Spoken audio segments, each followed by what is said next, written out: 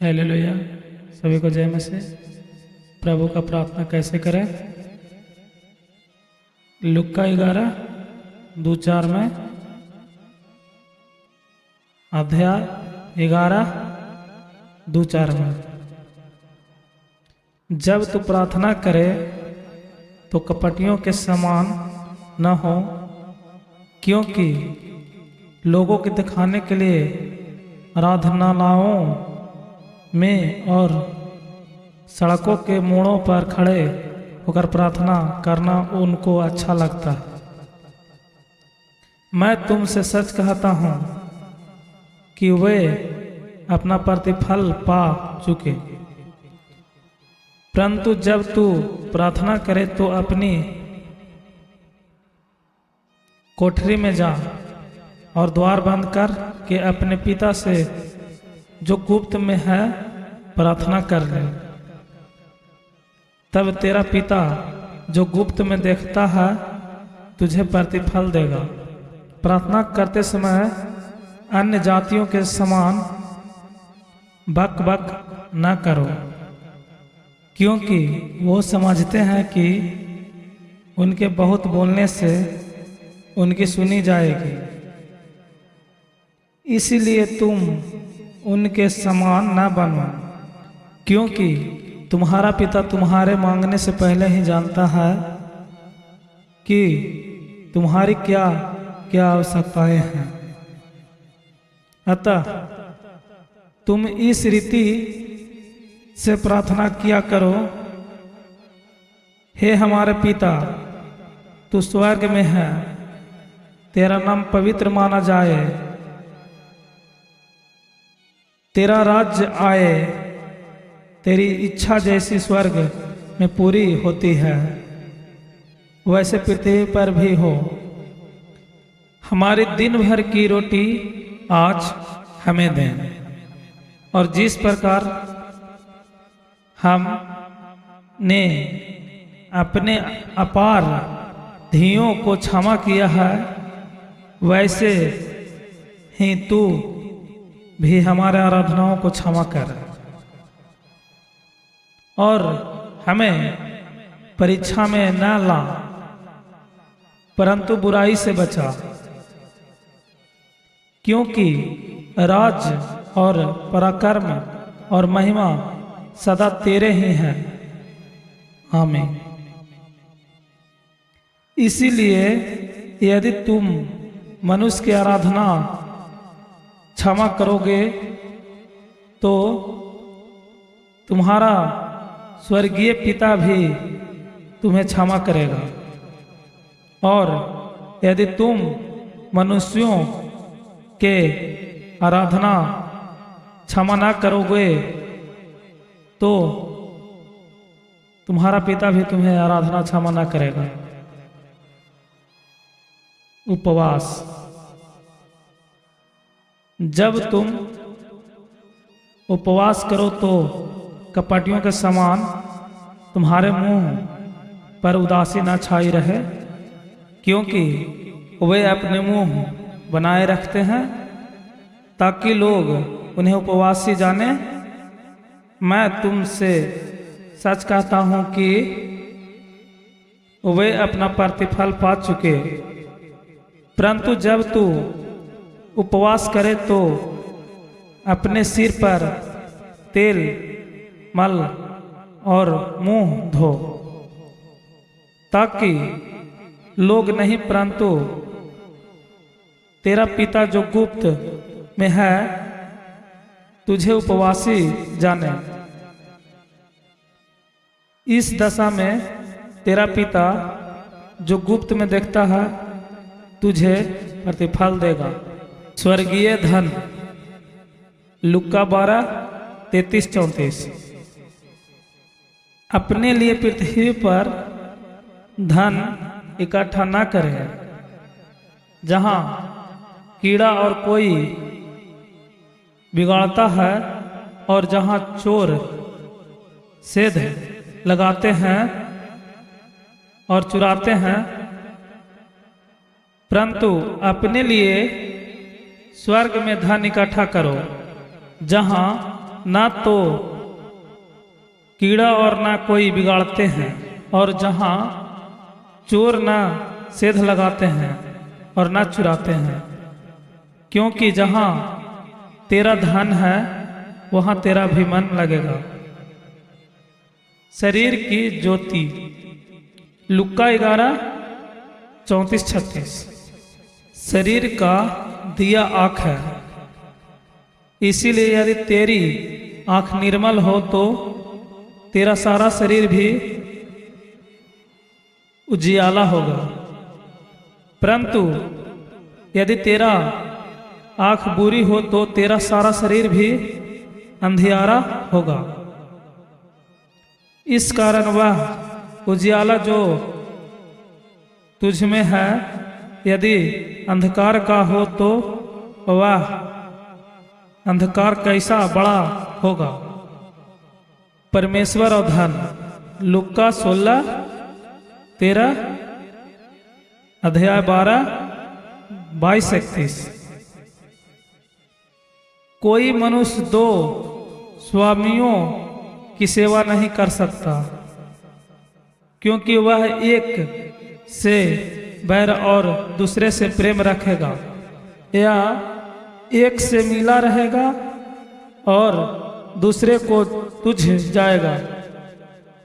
तुम परमेश्वर और धन दोनों की सेवा नहीं कर सकते।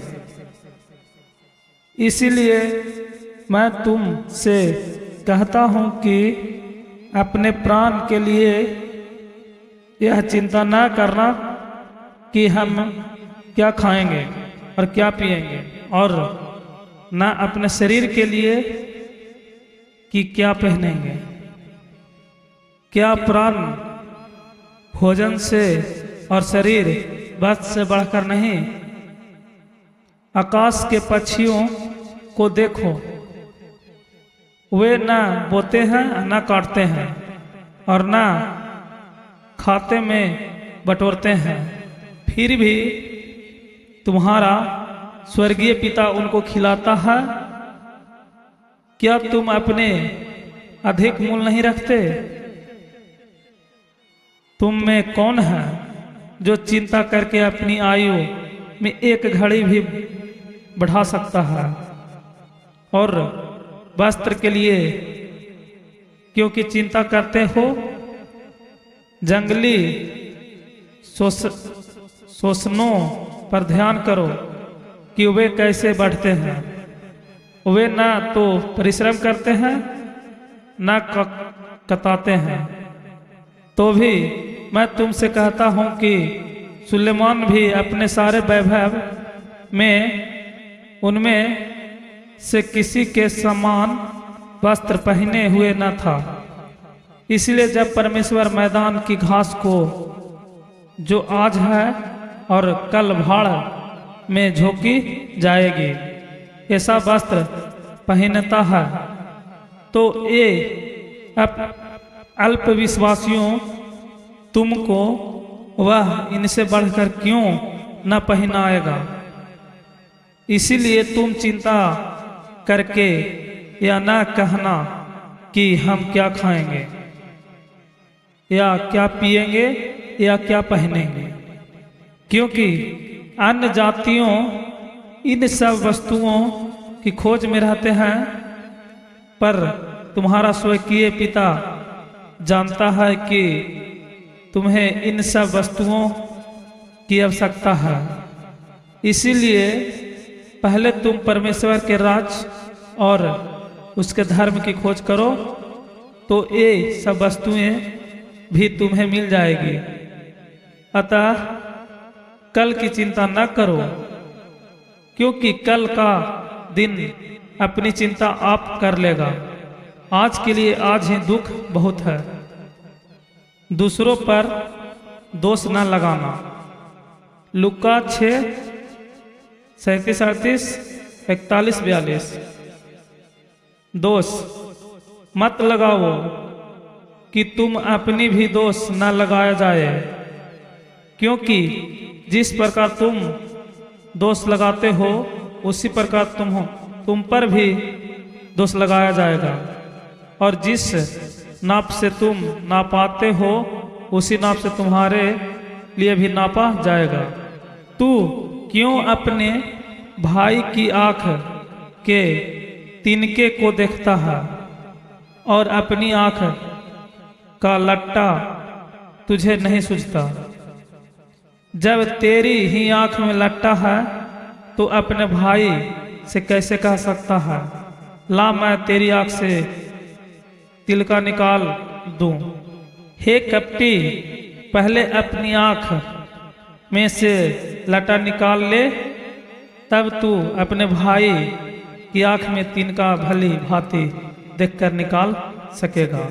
पवित्र वस्तु कुत्तों को न दो और अपने मोती सूअरों के आगे मत डालो, ऐसा न हो कि वे उन्हें पांवों तले रौंदे और पलटकर तुमको फाड़ डाले। मांगो तो पाओगे। लुक्का 11:9-13। मांगो तो तुम्हें दिया जाएगा, ढूंढो तो तुम पाओगे, खटखटाओगे तो तुम्हारे लिए खोला जाएगा। क्योंकि जो कोई मांगता है उसे मिलता है, और जो ढूंढता है वह पाता है, और जो खटखटाता है उसके लिए खोला जाएगा। तुम में से ऐसा कौन मनुष्य है कि यदि उसका पुत्र उससे रोटी मांगे तो वह उसे पत्थर दे, या मछली मांगे तो उसे सांप दे? अतः जब तुम बुरे होकर अपने बच्चों को अच्छी वस्तुएं देना चाहते हो तो तुम्हारा स्वर्गीय पिता अपने मंगवाने वाले को अच्छी वस्तुएं क्यों न देगा? इस कारण जो कुछ तुम चाहते हो कि मनुष्य तुम्हारे साथ करे, तुम भी उनके साथ वैसा ही क्यों? क्योंकि व्यवस्था और भविष्यवक्ताओं की शिक्षा यही है। सकरा और चौड़ा मार्ग, लुक्का 13:24। सकेत फाटक से प्रवेश करो, क्योंकि चौड़ा है वह फाटक और सरल है वह मार्ग जो विनाश को पहुंचाता है, और बहुत से हैं जो उसे प्रवेश करते हैं। क्योंकि संकेत है वह फाटक और कठिन है वह मार्ग जो जीवित को पहुंचाता है, और थोड़े है जो उसे पाते हैं। जैसा पेड़ वैसा फल, अध्याय 6:43-44। झूठे भविष्यवक्ताओं से सावधान रहो, जो भेड़ों के भेष में तुम्हारे पास आते हैं, परंतु अंतर में वे फाड़ने वाले भेड़िए हैं। उनके फलों से तुम उन्हें पहचान लोगे। क्या लोग झाड़ियों से अंगूर या उटकटारों से अंजीर तोड़ते हैं? इसी प्रकार हर एक अच्छा पेड़ अच्छा फल लाता है, और निकम्मा पेड़ बुरा फल लाता है, और अच्छा पेड़ बुरा फल नहीं ला सकता, और निकम्मा पेड़ अच्छा फल नहीं ला सकता। जो पेड़ अच्छा फल नहीं लाता वह काटा और आग में डाला जाता है। इसी प्रकार उनके फलों से तुम उन्हें पहचान लोगे।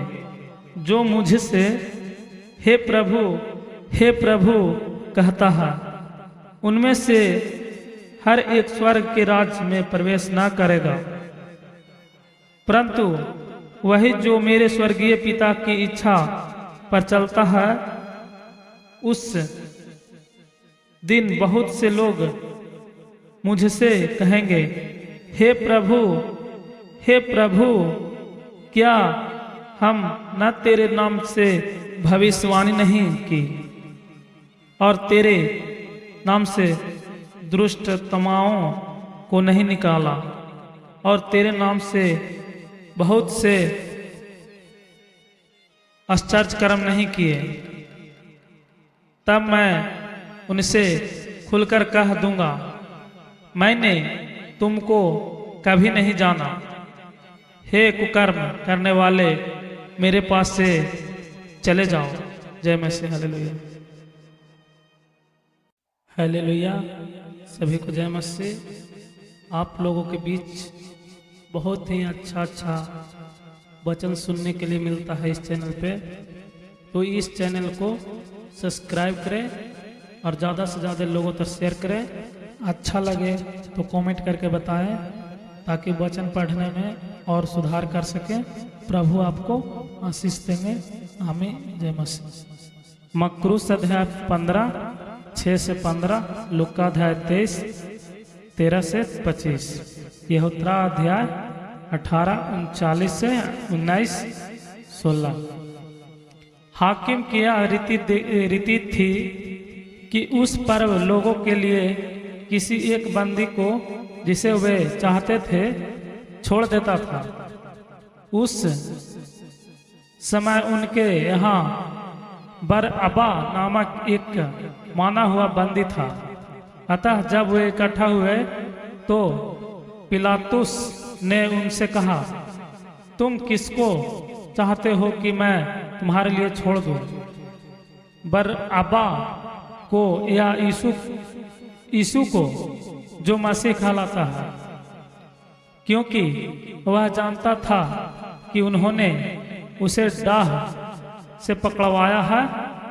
जब वह न्याय की गद्दी पर बैठा हुआ था तो उसकी पत्नी उसे कहला भेजा, तुम उस धर्मी के मामले में हाथ न डालना, क्योंकि मैंने आज स्वप्न में उसके कारण बहुत दुख उठाया है। प्रधान याजकों और पुरनियों ने लोगों की उभारा कि वे बरअब्बा को मांग ले और यीशु को नाश कराएं। हाकिम ने उनसे पूछा, इन दोनों में से किसको चाहते हो कि मैं तुम्हारे लिए छोड़ दूं? उन्होंने कहा, बरअब्बा को। पिलातुस ने उनसे पूछा, फिर यीशु को, जो मसीह कहलाता है, क्या करूं? सब ने उससे कहा, वह क्रूस पर चढ़ाया जाए। हाकिम ने कहा, क्यों? उसने क्या बुराई की है? परंतु वे और भी चिल्ला कर कहने लगे, पर क्रूस पर चढ़ाया जाए। जब पिलातुस ने देखा कि कुछ बन नहीं पड़ता, परंतु इसके विपरीत हुडल बढ़ता जाता है, तो उसने पानी लेकर भीड़ के सामने अपने हाथ धोए और कहा, मैं इस धर्मी के लहू से निर्दोष हूँ, तुम ही जानो। सब लोगों ने उत्तर दिया, इसका लहू हम और हमारी संतान पर हो। इस पर उसने बरअब्बा को उनके लिए छोड़ दिया और यीशु को कोड़े लगवाकर सौंप दिया कि क्रूस पर चढ़ाया जाए। सिपाहियों द्वारा यीशु का अपमान। मकरूस अध्याय 15 16 से 20, यहोत्रा अध्याय 19 2 से 3। तब हाकिम के सिपाहियों ने यीशु को किले में ले जाकर सारी पलटन उसके चारों ओर इकट्ठी की और उसके कपड़े उतारकर उसे लाल रंग का बागा पहनाया और कांटों का मुकुट गूंथकर उसके सिर पर रखा और उसके दाहिने हाथ में सरकंडा दिया और उसके आगे घुटने टेक कर उसे कट्ठे में उड़ाने लगे और कहा, हे यहूदियों के राजा नमस्कार, और उस पर थूका और वही सरकंडा लेकर उसके सिर पर मारने लगे। जब वे उसका कट्टा कर चुके तो वह बागा उस पर से उतरकर फिर उसी के कपड़े उसे पहनाए और क्रूस पर चढ़ाने के लिए ले चले। यीशु का क्रूस पर चढ़ाया जाना। मरकुस अध्याय 15 21 से 32, लूका अध्याय 23 26 से 43, यहोत्रा अध्याय 19 17 से 27। बाहर जाते हुए उन्होंने समौन नामक एक कुरेनी मनुष्य मिला। उन्होंने उसे बेकार में पकड़ा कि उसका क्रूस उठाकर ले चले। उस स्थान पर जो गुलगुता अर्थात खोपड़ी का स्थान कहलाता है, परंतु पहुंचकर उन्होंने पीत मिलाया हुआ दाखंडरस उसे पीने को दिया, परंतु उसने चखकर पीना न चाहा। तब उन्होंने उसे क्रूस पर चढ़ाया और चींटियां डालकर उसके कपड़े बांट लिए। वहां बैठकर उसका पहरा देने लगे और उसका दोष पत्र उसके सिर के ऊपर लगाया कि यहूदियों का राजा यीशु है। तब उसके साथ 2 डाकू, एक दाहिने और एक बाएं क्रूस पर चढ़ाए गए। आने जाने वाले सिर हिलाकर उसकी निंदा करते थे और यह कहते थे, हे मंदिर के ठाने वाले और 3 दिन में बनाने वाले, अपने आप को तो बचा। यदि तू परमेश्वर का पुत्र है तो क्रूस पर से उतर आ। इस रीति से प्रधान याजक भी शास्त्रियों और पुरनियों समेत इकट्ठा करके कहते थे, इसने औरों को बचाया और अपने आप को नहीं बचा सकता। यह तो इजराइल का राजा है। अब क्रूस पर से उतर आए तो हम उस पर विश्वास करें। उसने परमेश्वर पर भरोसा रखा है।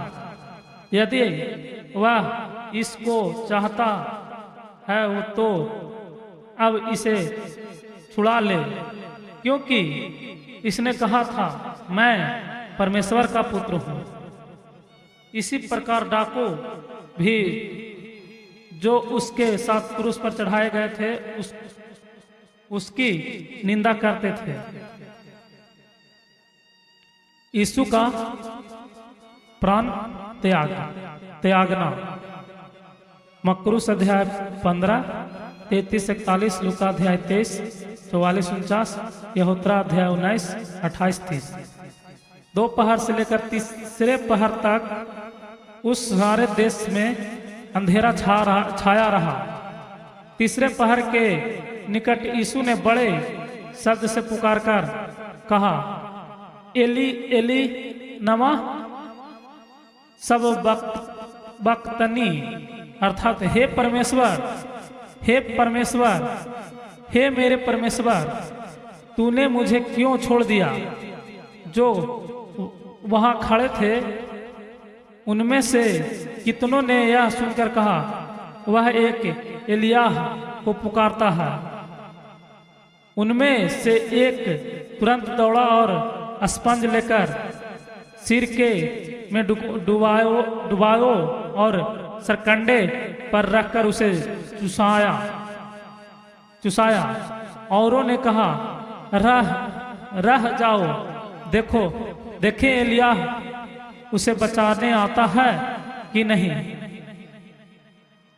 तब यीशु ने फिर बड़े शब्द से चिल्लाकर प्राण छोड़ दिए और देखो, मंदिर का पर्दा ऊपर से नीचे तक फटकर 2 टुकड़ा हो गए और धरती डोल गई और चट्टानें तड़क गई और कब्रें खुल गई और सोए हुए पवित्र लोगों के बहुत से शव जी उठे। और उसके जी उठने के बाद वे कब्रों में से निकलकर पवित्र नगर में आ गए और बहुतों को दिखाई दिए। तब सूबेदार और जो उसके साथ यीशु का पहरा दे रहे थे भूकंप और जो कुछ हुआ था उसे देखकर अत्यंत डर गए और कहा, सचमुच यह परमेश्वर का पुत्र था। वहां बहुत सी स्त्रियां जो गलील से यीशु की सेवा करती हुई उसके साथ आई थी, दूर से यहाँ देख रही थी।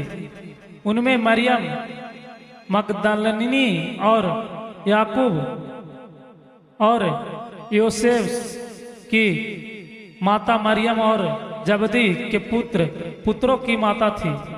यीशु का गाड़ा जाना। मकरूस अध्याय 15 42 से 47, लूका अध्याय 23 50 से 56, यहोत्रा अध्याय 19 38 से 42। जब सांझ हुई तो यूसुफ नामक अरिमतिया का एक धनी मनुष्य जो आप ही यीशु का चेला था आया। उसने पिलातुस के पास जाकर यीशु का शव मांगा। इस पर पिलातुस ने देने की आज्ञा दी। यूसुफ ने शव लिया, उसे उजला चादर में लपेटा और उसे अपनी नई कब्र में रखा जो उसने चट्टानों में खुदवाई थी और कब्र के द्वार पर बड़ा पत्थर लुढ़काकर चला गया। मरियम मगदलिनी और दूसरी मरियम वहां कब्र के सामने बैठी थी। कब्र पर पहरा।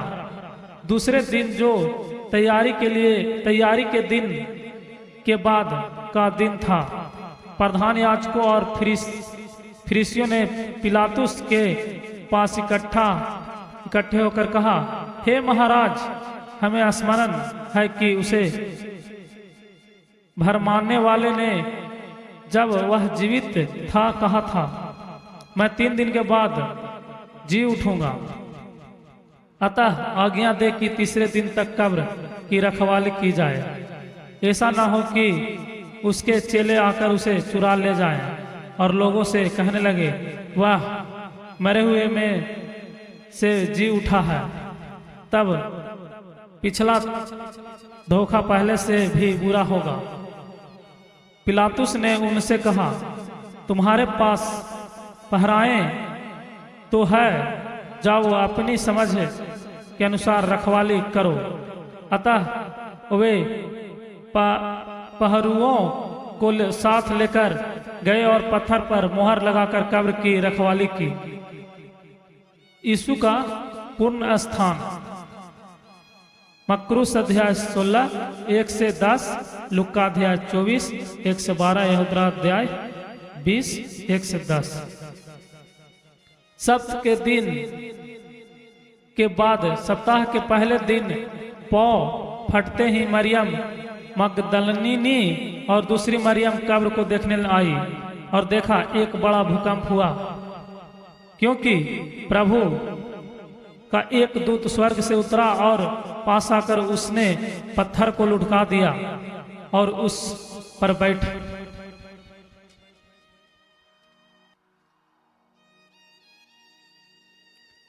गया, उस पर बैठ गया। उसका रूप बिजली का सा और उसका वस्त्र पाले के समान उज्जवल था। उसके भय से पहरेदार कांप उठे और मृतक सामान हो गए। स्वर्गदूत ने स्त्रियों से कहा, मत डरो, मैं जानता हूं कि तू यीशु को जो कब्र पर क्रूस पर चढ़ाया गया था ढूंढती हो। वह यही नहीं परंतु अपने वचन के अनुसार जी उठा। आओ यह स्थान देखो जहां प्रभु पड़ा था और शीघ्र जाकर उसके चेलों से कहो कि वह मृतकों में से जी उठा है और वह तुमसे पहले गलील को जाता है, वह उसका दर्शन पाओगे। देखो, मैं अपने तुमसे कह दिया। वे भय और बड़े आनंद के साथ कब्र से शीघ्र लौटकर उसके चेलों को समाचार देने के लिए दौड़ गई। तब यीशु उन्हें मिला और कहा, सलाम। उन्होंने पास आकर और उसके पांव पकड़कर उसको दंडवत किया। तब यीशु ने उनसे कहा, मत डरो, मेरे भाइयों से जाकर कहो कि गलील को चले, वहां मुझे देखेंगे। पहरुओं की सूचना। वे जा ही रहे थी कि पहरुओं में से कुछ ने नगर में आकर पूरा हाल प्रधान याजकों से कह सुनाया। तब उन्होंने पुरनियों के साथ इकट्ठे होकर संपत्ति की और सिपाहियों को बहुत चांदी देकर कहा, यह कहना कि रात को जब हम सो रहे थे तो उसके चेले आकर उसे चुरा ले गए। और यदि यह बात हाकिम के कान तक पहुंचेगी तो हम उसे समझ लेंगे और तुम्हें जोखिम से बचा लेंगे।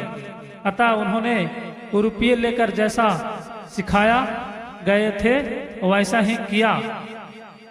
यह बात आज तक यहूदियों से प्रचलित है। यीशु का दिखाई देना और अंतिम आज्ञा। मकरूस अध्याय 16 14 से 18, लूका अध्याय 24 36 से 49, यहूदा अध्याय 20 19 से 23, प्रेरित करना अध्याय 1 से 8। 11 चेले गलील में से उस पहाड़ पर गए जिसे यीशु ने उन्हें बताया था।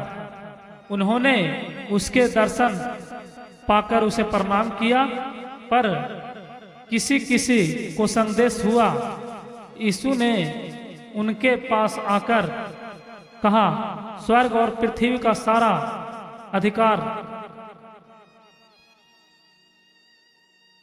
मुझे दिया गया है, इसीलिए तुम जाओ, सब जातियों के लोगों को चेला बनाओ और उन्हें पिता और पुत्र और पवित्र आत्मा के नाम से बपतिस्मा दो और उन्हें सब बातें जो मैंने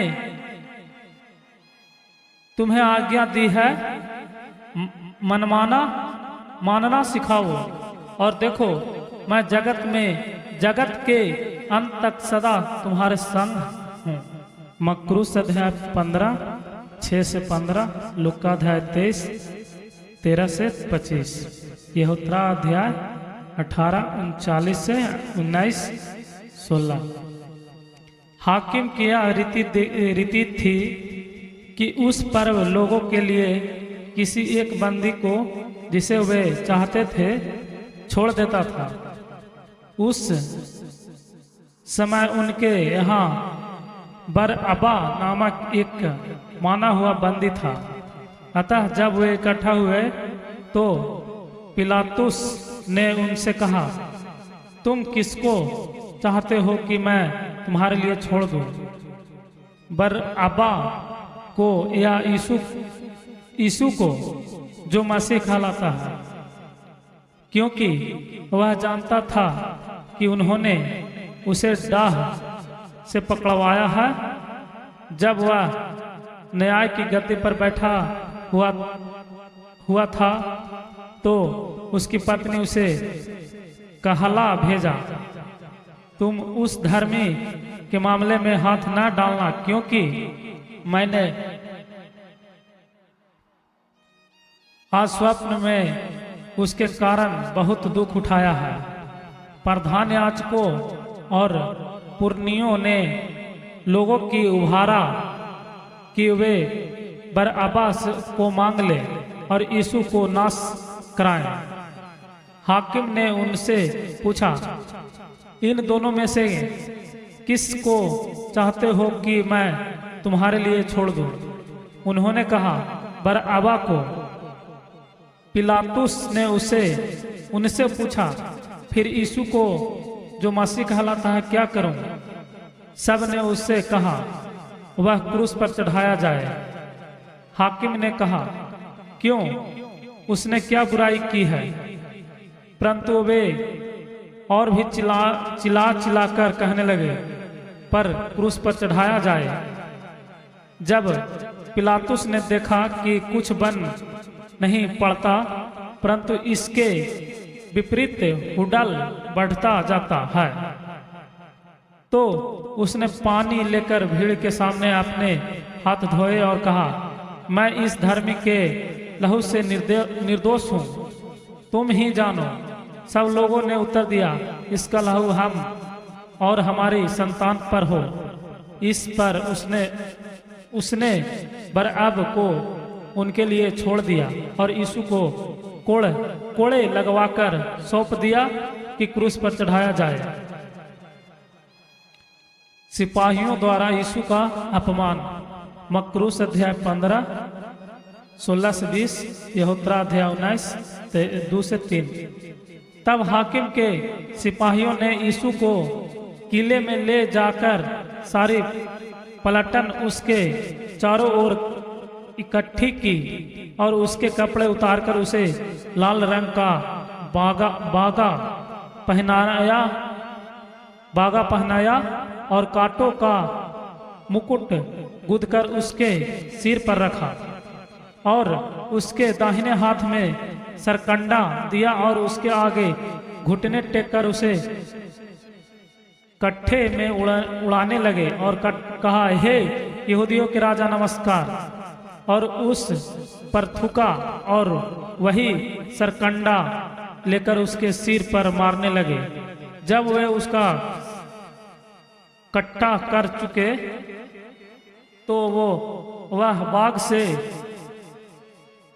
वह बागा उस पर से उतरकर फिर उसी के कपड़े उसे पहनाए और क्रूस पर चढ़ाने के लिए ले चले। यीशु का क्रूस पर चढ़ाया जाना। मकरूस अध्याय 15 21 से 32, लूका अध्याय 23 26 से 43, यहोत्रा अध्याय 19 17 से 27। बाहर जाते हुए उन्होंने समौन नामक एक कुरेनी मनुष्य मिला। उन्होंने उसे बेकार में पकड़ा कि उसका क्रूस उठाकर ले चले।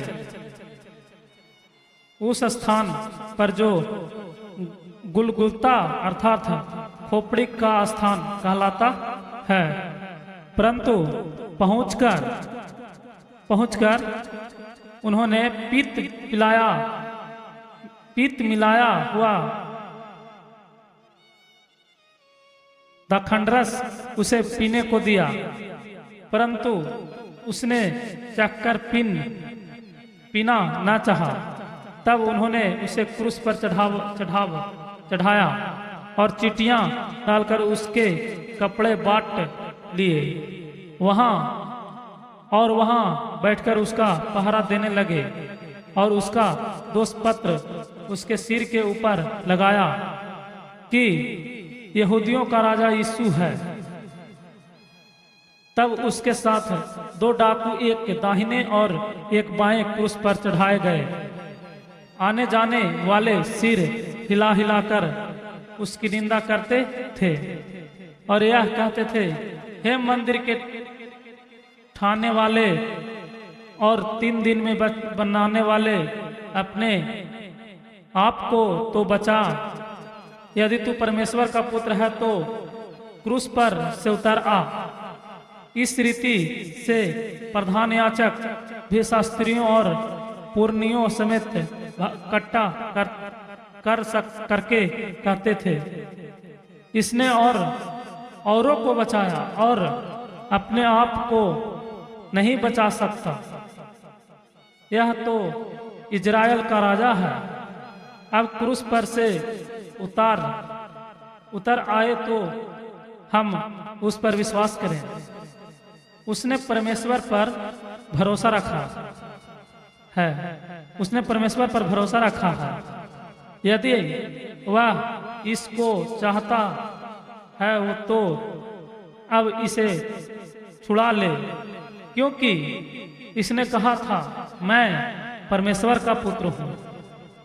इसी प्रकार डाकू भी जो उसके साथ क्रूस पर चढ़ाए गए थे उसकी निंदा करते थे। यीशु का प्राण त्यागना मकरूस अध्याय 15, 33-41, लूका अध्याय 23, 44-49, यहोत्रा अध्याय 19, 28-30। दोपहर से लेकर तीसरे पहर तक उस सारे देश में अंधेरा छाया रहा। तीसरे पहर के निकट यीशु ने बड़े शब्द से पुकारकर कहा, एली एली नमा सब बक्तनी, अर्थात हे परमेश्वर, हे परमेश्वर, हे मेरे परमेश्वर, तूने मुझे क्यों छोड़ दिया। जो वहां खड़े थे उनमें से कितनों ने यह सुनकर कहा, वह एक एलियाह को पुकारता है। उनमें से एक तुरंत दौड़ा और स्पंज लेकर सिर के में डुबायो और सरकंडे पर रखकर उसे चुसाया। औरों ने कहा, रह जाओ, देखें एलियाह उसे बचाने आता है कि नहीं। तब यीशु ने फिर बड़े शब्द से चिल्लाकर प्राण छोड़ दिए, और देखो मंदिर का पर्दा ऊपर से नीचे तक फटकर 2 टुकड़ा हो गए, और धरती डोल गई, और चट्टानें तड़क गई, और कब्रें खुल गई, और सोए हुए पवित्र लोगों के बहुत से सब जी उठे। और उसके जी उठने के बाद वे कब्रों में से निकलकर पवित्र नगर में आ गए, और बहुतों को दिखाई दिए। तब सूबेदार और जो उसके साथ यीशु का पहरा दे रहे थे, भूकंप और जो कुछ हुआ था उसे देखकर अत्यंत डर गए, और कहा, सचमुच यह परमेश्वर का पुत्र था। वहां बहुत सी स्त्रियां जो गलील से यीशु की सेवा करती हुई उसके साथ आई थी, दूर से यहाँ देख रही थी। उनमें मरियम मगदलिनी और याकूब और योसेफ की माता मरियम और जबदी के पुत्रों की माता थी। यीशु का गाड़ा जाना मकरूस अध्याय 15, 42-47, लूका अध्याय 23, 50-56, यहोत्रा अध्याय 19, 38-42। जब सांझ हुई तो यूसुफ नामक अरिमतिया का एक धनी मनुष्य, जो आप ही यीशु का चेला था, आया। उसने पिलातुस के पास जाकर यीशु का शव मांगा। इस पर पिलातुस ने देने की आज्ञा दी। यूसुफ ने शव लिया, उसे उजला चादर में लपेटा और उसे अपनी नई कब्र में रखा, जो उसने चट्टानों में खुदवाई थी, और कब्र के द्वार पर बड़ा पत्थर लुढ़काकर चला गया। मरियम मगदलिनी और दूसरी मरियम वहां कब्र के सामने बैठी थी। कब्र पर पहरा। दूसरे दिन जो तैयारी के दिन के बाद का दिन था, प्रधान याजकों और फरीसियों ने पिलातुस के पास इकट्ठे होकर कहा, हे महाराज, हमें स्मरण है कि उसे भरमाने वाले ने जब वह जीवित था कहा था, मैं 3 दिन के बाद जी उठूंगा। अतः आज्ञा दे कि तीसरे दिन तक कब्र की रखवाली की जाए, ऐसा ना हो कि उसके चेले आकर उसे चुरा ले जाएं और लोगों से कहने लगे, वह मरे हुए में से जी उठा है। तब पिछला धोखा पहले से भी बुरा होगा। पिलातुस ने उनसे कहा, तुम्हारे पास पहराएं तो है, जाओ अपनी समझ के अनुसार रखवाली करो। अतः वे पहरुओं को साथ लेकर गए और पत्थर पर मुहर लगाकर कब्र की रखवाली की। यीशु का पूर्ण स्थान मकरूस अध्याय 16 1 से 10, लुक्का अध्याय 24 1 से 12, यहूदा अध्याय 20 1 से 10। सप्त के दिन के बाद सप्ताह के पहले दिन पाँव फटते ही मरियम मगदलनी और दूसरी मरियम कब्र को देखने आई और देखा एक बड़ा भूकंप हुआ, क्योंकि प्रभु का एक दूत स्वर्ग से उतरा और पास आकर उसने पत्थर को लुढ़का दिया और उस पर बैठ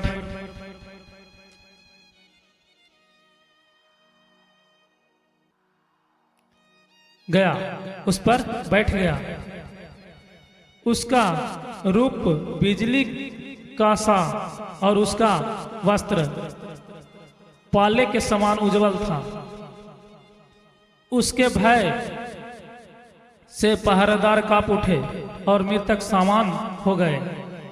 स्वर्गदूत ने स्त्रियों से कहा, मत डरो, मैं जानता हूं कि तू यीशु को जो कब्र पर क्रूस पर चढ़ाया गया था ढूंढती हो।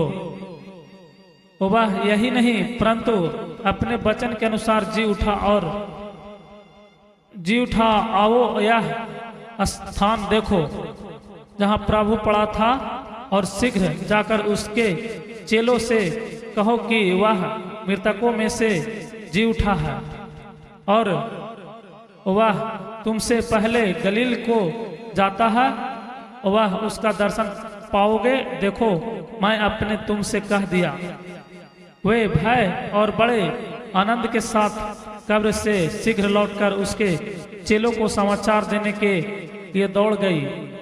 तब यीशु उन्हें मिला और कहा, सलाम। उन्होंने पास आकर और उसके पांव पकड़कर उसको दंडवत किया। तब यीशु ने उनसे कहा, मत डरो, मेरे भाइयों से जाकर कहो कि गलील को चले, वहां मुझे देखेंगे। पहरुओं की सूचना। वे जा ही रहे थी कि पहरुओं में से कुछ ने नगर में आकर पूरा हाल प्रधान याजकों से कह सुनाया। तब उन्होंने पुरनियों के साथ इकट्ठे होकर संपत्ति की और सिपाहियों को बहुत चांदी देकर कहा, यह कहना कि रात को जब हम सो रहे थे तो उसके चेले आकर उसे चुरा ले गए, और यदि यह बात हाकिम के कान तक पहुंचेगी तो हम उसे समझ लेंगे और तुम्हें जोखिम से बचा लेंगे। अतः उन्होंने रुपये लेकर जैसा सिखाया गए थे वैसा ही किया। यह बात आज तक यहूदियों से प्रचलित है। यीशु का दिखाई देना और अंतिम आज्ञा।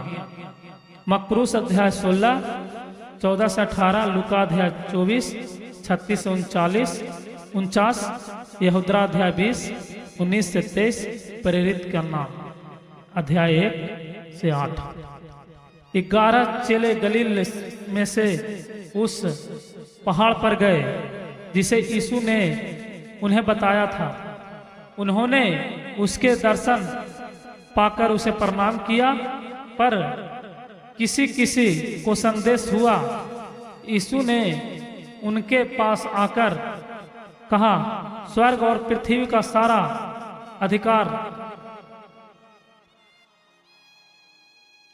मुझे दिया गया है, इसीलिए तुम जाओ, सब जातियों के लोगों को चेला बनाओ और उन्हें पिता और पुत्र और पवित्र आत्मा के नाम से बत्तीसवां दो, और उन्हें सब बातें जो मैंने तुम्हें आज्ञा दी है मानना सिखाओ। और देखो, मैं जगत के अंत तक सदा तुम्हारे संग हूँ। जय मसीह।